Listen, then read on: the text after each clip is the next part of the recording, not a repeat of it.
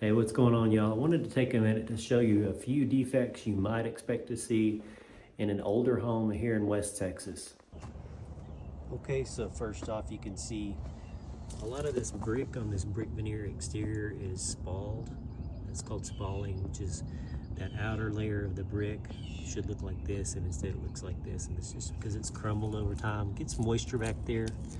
It's pretty normal, pretty common, but it's more common obviously with older homes. This home is from the 50s, which is a really popular age of home here in West Texas, just because so many of them were built back then, post World War II.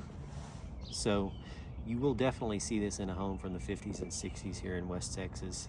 Really the only solution, you can see somebody slather on some mortar here probably.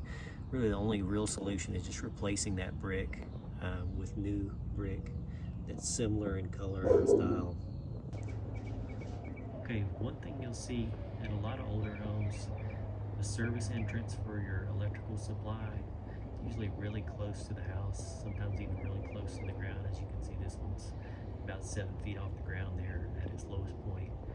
Nowadays, the requirements are vastly different, but this is pretty common for a home this age.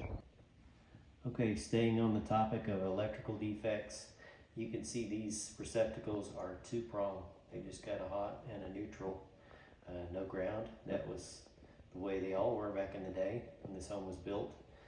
Nowadays you'll see electrical outlets that will have that third prong, if you will, that ground. And that's just because so many things nowadays have that on the plug. You're plugging your refrigerator, your computer, or whatever. Most of the time it's going to have the ground on that plug as well. So therefore you need this type of receptacle. The problem is this receptacle, these outlets are not grounded. Despite the fact that the receptacle appearance is telling us it's grounded, it's actually not. But that's a really common defect with these homes from the 50s, 60s here in West Texas. Okay, staying on the topic of electrical once again, we have a magnet trip or Sylvania Zinsco manufactured electrical panel. This is out in the garage. What makes this significant is these panels can be related to some fire issues. I will say can just because this particular panel, at least to my knowledge, has never been recalled by the federal government. But nevertheless, regardless of all those things, these panels are way past their useful life. So if you just do the math and let's say this panel's been in here for almost 70 years at this point, it's been through the ringer.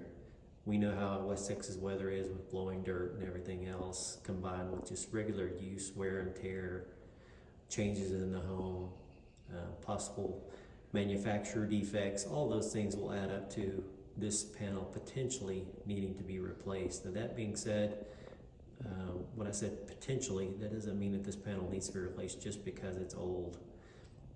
I will take the cover off later and see what's inside, but suffice to say for now, this panel is dated. It's past its useful life, and that's really common for any home that's in the older age range, which again, we're talking about homes from the 50s and 60s, so way past their useful life on a lot of other things too.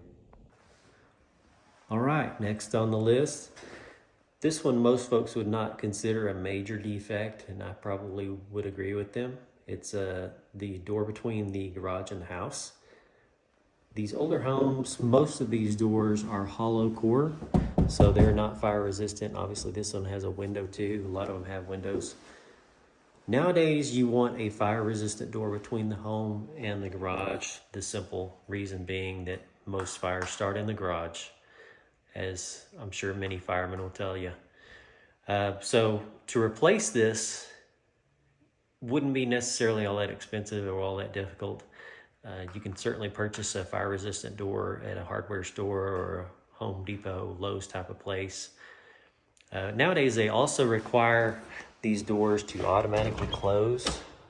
You can purchase hinges that will force this door to close automatically, or obviously you could put one of those big auto closer deals you see like in commercial applications up on the top to make the door close automatically. But nevertheless, This is really common defect for a home this age range, just because that wasn't even a concept back then. You know, fire resistance between the home and the garage just wasn't an idea.